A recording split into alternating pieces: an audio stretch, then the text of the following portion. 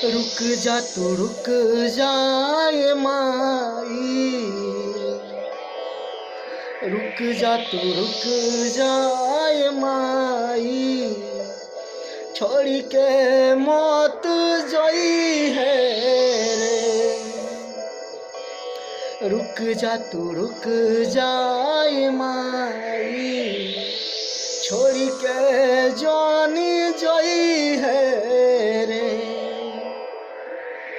रुक जा तू रुक जाए माई, छोड़ के जानी जोई है रे। 9 दिन रोहानी हवड़ी के अचारवा, हाँ 9 दिन रोहानी हवड़ी के अचारवा, कबू ना हटई है रे। रुक जा तू रुक जाए माई, छोड़ के जानी जोई है रे। अखिया के लोर हमसे छुपावल न जाई रे। अखिया के लोर हमसे, अखिया के लोर हमसे छुपावल न जाई रे। अखिया के लोर हमसे धक धक करे जा करे, धक धक करे जा करे, धक धक करे जा करे, कहे माई माई रे। अखिया के लोर हमसे छुपावल न जाई रे। अखिया के लोर हमसे छुपावल न जाई रे।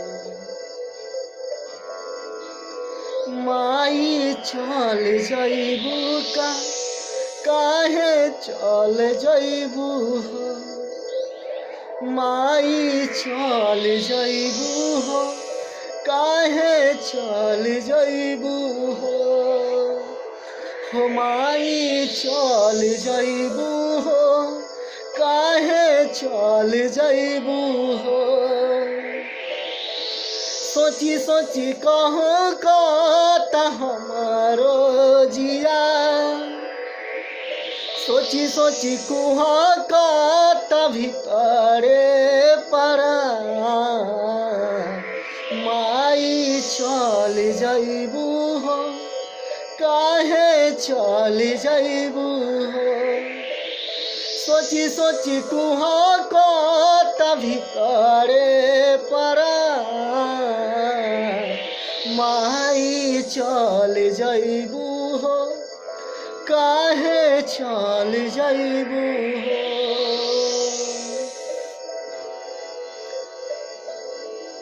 माता जी के जाए के समय आ गई बा।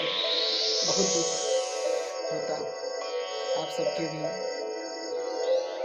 माता जी की विदाई करे के पड़ी। तो दुनिया के दस्तूर बाटे, दुनिया के दस्तूर बदलल नहीं जा सकत। चले लो शाम के सब लोग चल जाई माता जी के विदाई करे। जय माता दी।